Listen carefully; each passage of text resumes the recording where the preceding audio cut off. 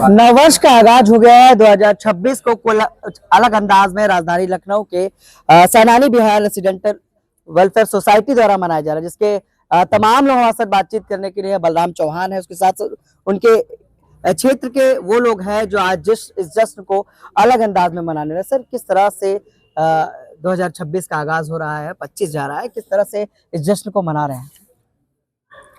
बहुत बहुत धन्यवाद। मैं Sudesh Kant Dixit, सैनानी Bihar resident welfare society की तरफ से महामंत्री हूँ। अभी तक 2025 जिस तरीके से हमारा गुजरा है, बहुत अच्छा गुजरा है। उम्मीद है 2026 हमारे लिए नई प्रतिस्पर्धाएं लेके आए, लोग और हमारे साथ जुड़ें, अच्छे से आगे बढ़ें, यही वेलफेयर सोसाइटी की कामना है। Thank you Vikram. सर, क्या कुछ कहना चाहेंगे? 2026 का आगाज है, इस जश्न को कहीं ना कहीं पूरी कॉलोनी मिलकर मना रही है। ये पहली पहल है जो हमारी इस कुछ लोगों द्वारा की गई है, और हम ही चाह रहे हैं कि इस तरह के फंक्शन हर साल के अंत में हो, और कामना यही है कि अगले साल सुख समृद्धि लेके आए सबके लिए। और जो 25 व्यतीत हुआ है, उस 25 के लिए भी ईश्वर को धन्यवाद करते हैं कि उसने अच्छे से निकाला है, और आगे की शुभकामनाएं 26 के लिए सभी को। सर, क्या कहना चाहेंगे 2026 के लिए? क्या कहना चाहेंगे सर? आप सभी को बहुत बहुत धन्यवाद। 2025 बहुत अच्छा गुजरा है, और हम सब यही कामना करते हैं कि हमारे समस्त क्षेत्र के जितने भी निवासी हैं सभी लोग 2026 में खूब उन्नति करें, तरक्की करें, जो भी जिसका रेजोल्यूशन हो वो परिपूर्ण हो, और सब लोग स्वस्थ रहें, मस्त रहें, मिलकर साथ चलें और समाज हित में, देश हित में काम करते रहें। बहुत सर, क्या कहना चाहेंगे? ये 2025 जो है बहुत अच्छा निकला है, और कुछ उतार चढ़ाव आया है, लेकिन हम लोग सबसे यही उम्मीद करते हैं कि प्रभु सबको जो है अच्छे रूप रंग में निखार दें, और सब लोग जो है खुशहाल रहे, अच्छे जोश के साथ में 2026 का जो है स्वागत करें, निराकरण करें। सबसे बड़ी सर, क्या कहना चाहेंगे 2026 के लिए? क्या कहना चाहेंगे? आपकी तो टोपी बड़ी खूबसूरत लग रही है, और आज फौजियों के इलाके में हम कहा जाता है सैनिक नगर फौजियों का इलाका है, जो कहीं ना कहीं इस शारदा नगर वार्ड को अलग बनाता है। सर, क्या कुछ कहना चाहेंगे? बहुत बहुत धन्यवाद आपका। 2025 से जो हमें अभी तक सीख मिली है, ज्ञान मिला है, जोश मिला है, उत्साह मिले हैं, उमंग मिले हैं, इसको कई गुना अभिवृद्धि हमें 2026 के लिए करनी है। नए नए रेजुलेशन हम लोग पारित कर रहे हैं यहाँ की, हम अपनी कॉलोनी के लिए क्या करेंगे, हम अपने लोगों के लिए क्या करेंगे, किस तरीके से हम आगे बढ़ेंगे, और एक संयुक्त रूप से अपनी कॉलोनी को यहाँ के आसपास की कॉलोनियों के मध्य में एक महत्वपूर्ण कॉलोनी या सबसे प्रमुख कॉलोनी के रूप में स्थापित करेंगे।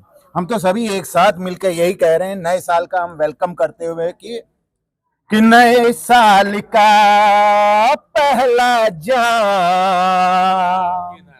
आपके नाम। Happy new year in advance में। आपको नव वर्ष की बहुत बहुत शुभकामनाएं, मंगल कामनाएं। बहुत बहुत धन्यवाद।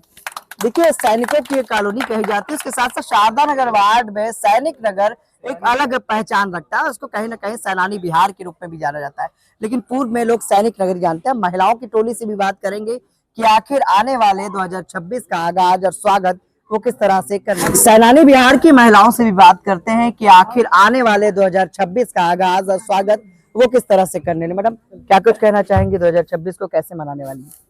भैया, पहले तो सब लोगों को नए साल की हार्दिक शुभकामनाएं। 2025 बहुत अच्छा गुजरा, और हम आगे को भी यही सोचेंगे कि 2026 बहुत अच्छा गुजरे, और हैप्पी न्यू ईयर। क्या कहना चाहेंगी? 2026 के लिए सबको हार्दिक शुभकामनाएं। क्या कहना चाहेंगी? भाई, सैनानी बिहार फौजियों की कॉलोनी जानी जाती है, तो कैसे मनाने वाले हैं? बस आपको बहुत बहुत शुभकामनाएं नए साल की। कैसे मना रही हैं? हार्दिक शुभकामनाएं।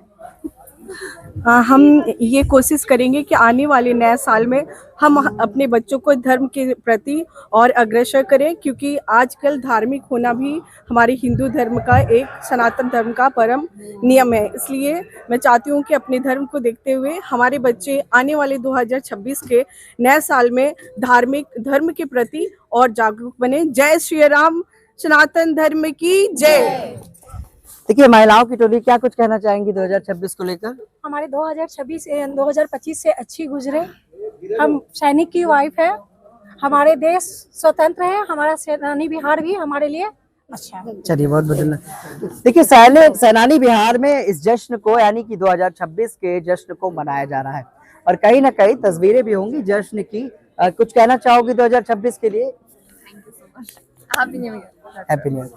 देखिए, हैप्पी न्यू ईयर तो है ही है, लेकिन उसके साथ साथ तमाम तस्वीरें कि आखिर इस जश्न को सेनानी बिहार के लोग कैसे मनाने वाले हैं वो भी दिखाएंगे। उसके साथ साथ हमने बात की कि आखिर 2026 के आगाज और उसके स्वागत की तैयारी किस तरह से चल रही है। सहयोगी भरत के साथ में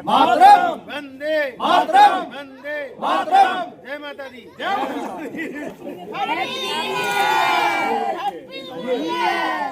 जय श्री राम।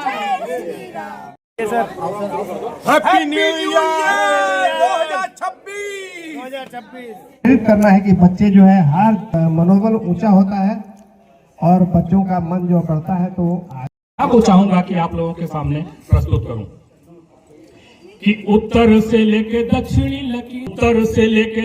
लकीर तक, पूर्वा से लेके पश्चिमी समीर तक, सागरों से लेके नदी।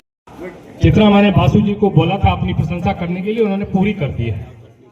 मैं पहले ही उन्हें बोल चुका था और अब जैसा कि आपने बताया है कि ये वंदे मातरम, और मेरा बड़ा मन था कि जब ये अपना कार्यक्रम हम करेंगे तो इसकी शुरुआत हम वंदे मातरम से करेंगे, क्योंकि अभी अब हाल में सोशल मीडिया सभी लोग देखते ही हैं और आपने देखा भी होगा कि संसद में भी इसके ऊपर एक बड़ी बहस चल रही थी वंदे मातरम। कुछ एक धर्म विशेष के लोग तो इसको बोलने से कतराते ही हैं, यानी बोलते ही नहीं हैं, लेकिन हम में से भी कुछ लोग जो किसी पार्टी विशेष के उसमें आके और वंदे मातरम को शायद कहना पसंद नहीं करते।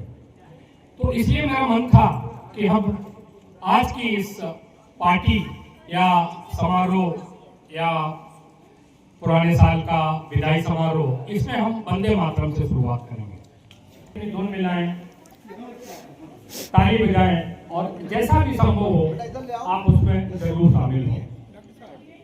शुरुआत में ऐसे करूंगा कि भले मेरे पीछे जमाना पड़ेगा, भले मेरे पीछे जमाना पड़ेगा, मगर तुम बुलाओ तो आना पड़ेगा, मगर तुम बुलाओ का दिल तो नहीं है, अभी मुस्कुराने पड़ेगा।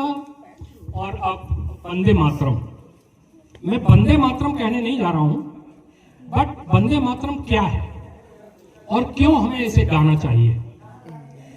एक बहुत पुराने कवि हैं डॉक्टर उर्मिलेश शंकधर, उनकी एक कविता है, मैंने अपने छात्र जीवन में वो पढ़ी थी और आज भी मुझे वो बिल्कुल वैसी ही साकार होती नजर आ रही है।